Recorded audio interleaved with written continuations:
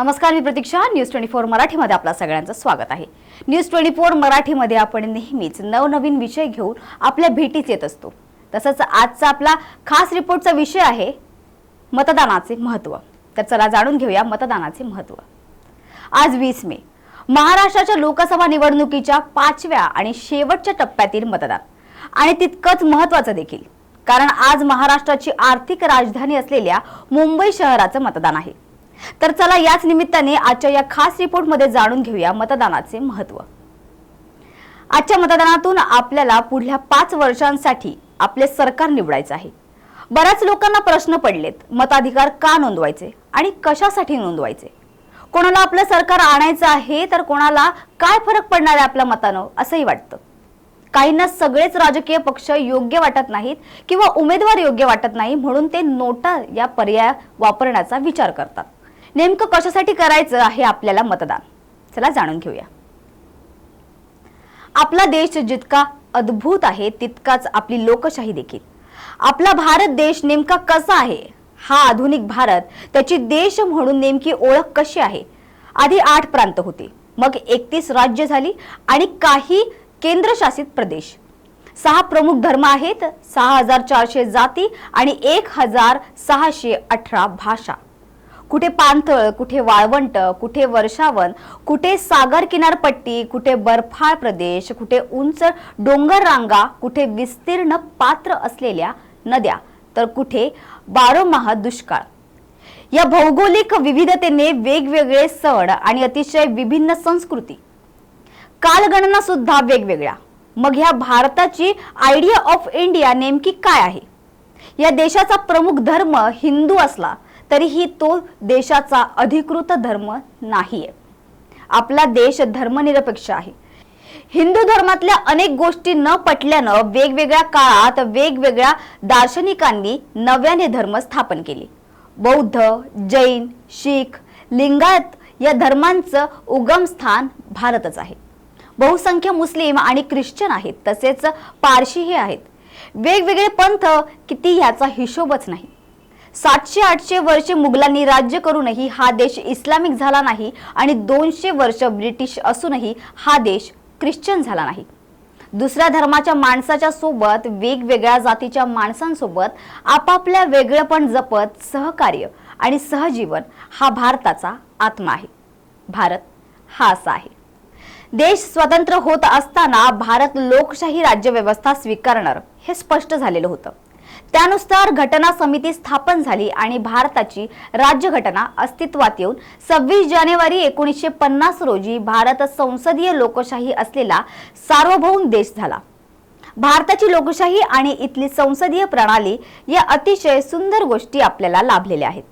भलेही कुठलीही प्रणाली यंत्रणा कागदावर कितीही चांगली असली तरी तिला राबवणारे हात चांगले नसतील तर परिणाम वाईट होतो. तरीही गेली 70 वर्षे लोकशाही टिकून आहे आणि सामान्य माणसाला इथल्या व्यवस्थेवर अजूनही भरोसा आहे. भारतात 1950 सालीच 21 वर्ष वय पूर्ण झालेल्या नागरिकांना लिंगभेद न करता मतदानाचा हक्क मिळाला. पुढे जाऊन 1988 साली 61वी घटना दुरुस्ती करून तत्कालीन प्रधानमंत्री सुमूर्त राजीव गांधी यांनी मतदानाच्या हक्काचं वय घटवून 21 ऐवजी 18 केलं. निवडणूक आयोगाने 1952 साली पहिली निवडणूक जाहीर केली. आपण आता पुढल्या 5 वर्षांसाठी आपले लोकप्रतिनिधी निवडणार आहोत, जे महाराष्ट्र सरकारचा कारभार हाकणार आहेत. महाराष्ट्र नेहमीच देशाला नेतृत्व देणारा आणि दिशा देणारा प्रदेश म्हणून ओळखला जातो. छत्रपती शिवाजी महाराज, फुले दाम्पत्य, राजश्री शाहू, आंबेडकर, गाडगेबाबा अशी उज्ज्वल परंपरा महाराष्ट्राला लाभलेली आहे. महाराष्ट्राचा आजवर प्रवास नेहमीच प्रगतीच्या दिशेने राहिलेला आहे. औद्योगिक, शैक्षणिक, कृषी या सगळ्याच बाबतीत महाराष्ट्र देशात अग्रेसर राहिला आहे. मग आता या 5 वर्षांसाठी सरकार निवडताना आपल्याला नेमकं काय पाहायचंय? आपला लोकप्रतिनिधी नेमका कसा असावा किंवा कुठल्या विचारसरणीचा असावा असे आपल्याला वाटते, किंवा कसा असलेला चांगला राहील हा खरा प्रश्न. बहुतांशी लोकांची मानसिकता 5 वर्षे तुम्ही काय करता हे आम्ही विचारणार नाही आणि आम्ही काय करतो तुम्ही विचारू नये अशी असते, ज्याचं प्रतिबिंब मतदानाच्या टक्केवारीत दिसून येतं. मात्र खरंच आपल्या मतानं फरक पडत नाही का? राजकारण अतिशय खालच्या पातळीवर गेलेले आहे असे आपण म्हणतो. तिथे आपण खरंच काही करू शकत नाही का? मतदानात जाताना कुणाला मतदान करायचे याचा विचार करताना मुळात आपले प्रश्न आपल्याला माहीत असायला हवे. हे सरकार नेमकं काय करतं? मी काय खावं हे सरकार ठरवतं. मी काय वाचावं हे सरकार ठरवतं. मी काय बघावं हे सरकार ठरवतं. मी काय बोलू नये हे सरकार ठरवतं. माझ्या अपत्यांनी शाळेत कॉलेजात काय शिकावं हे देखील सरकार ठरवतं. आपल्या घरातल्या आजारी माणसाचं किती रुपये दरांना औषध मिळावीत हे सरकार ठरवतं. माझ्या घरात येणारं अन्नधान्य किती रुपयांनी मिळावं हे सरकार ठरवतं.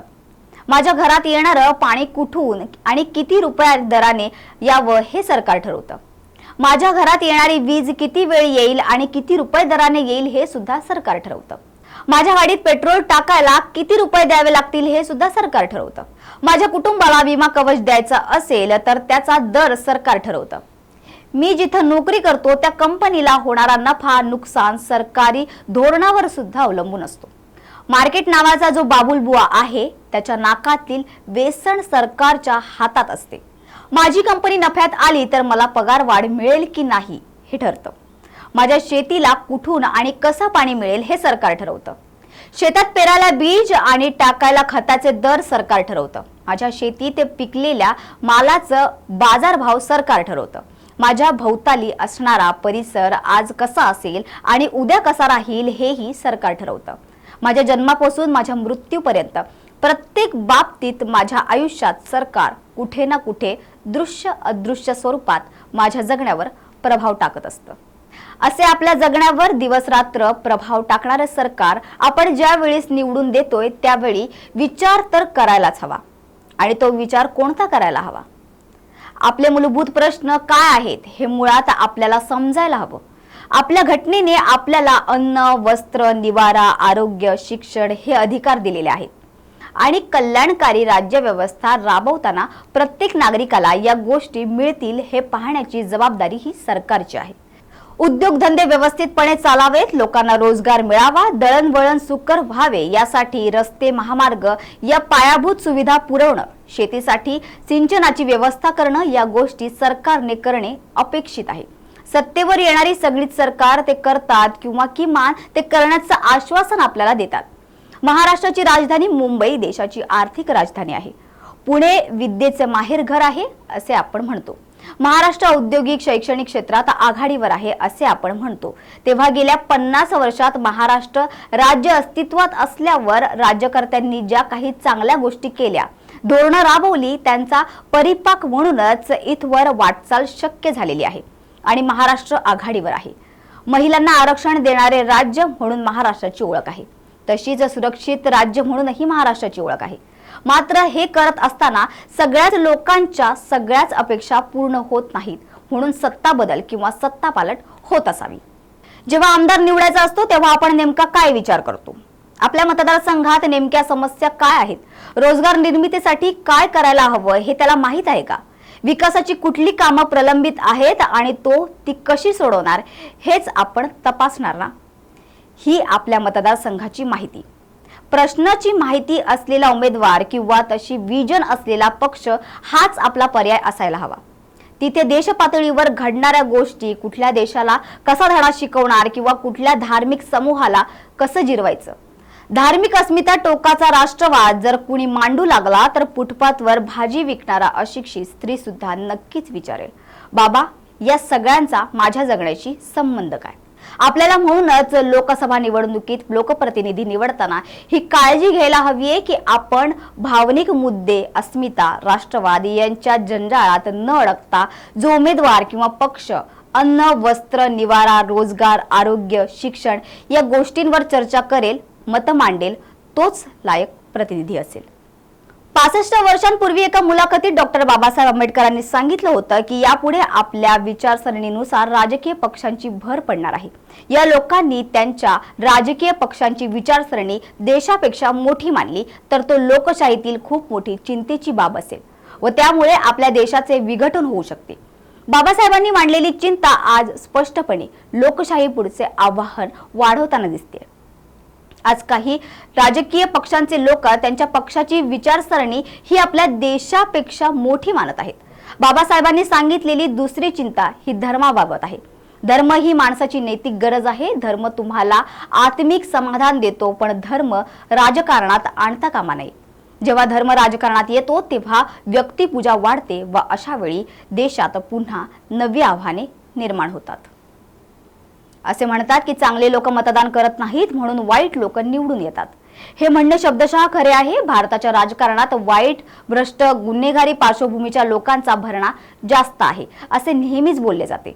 विसंगती अशी की या भरण्याविषयी जे लोक जास्त चर्चा करतात तेच लोक मतदार करण्याबाबत दक्ष नसतात. वाईट, भ्रष्ट व गुन्हेगारी प्रवृत्तीच्या लोकप्रतिनिधींना संसदेतला, विधिमंडळातला भरणा रोखायचा असेल तर भारतीय संविधानातून घटनाकारांनी आपल्याला एक भेदक अस्त्र बहाल केलंय, ते म्हणजे मतदान. आपण आपला थोडा वेळ खर्ची घालून वाईट, भ्रष्ट, गुन्हेगारी पार्श्वभूमी असलेल्या उमेदवाराचा विरोधात या अस्त्राचा अचूक वापर करावयास हवा. आमिष, प्रलोभन, पैसा, दडपण, भेटवस्तू यासारख्या कुठल्याही मोहाला बळी न पडता सामाजिक व संसदीय लोकशाहीसाठी आवर्जून मतदान केले पाहिजे. मतदान करणे म्हणजे संविधानाचा सन्मान राखणे. हाच सन्मान भारतीय मतदारांकडून घटनाकारांना अपेक्षित आहे. तरी आजच्या खास रिपोर्टमध्ये आपण इथेच थांबत आहोत. अशाच खास रिपोर्ट आणि नवीन विषयाला घेऊन पुन्हा भेटणार आहोत. तोपर्यंत पाहत रहा न्यूज 24 मराठी.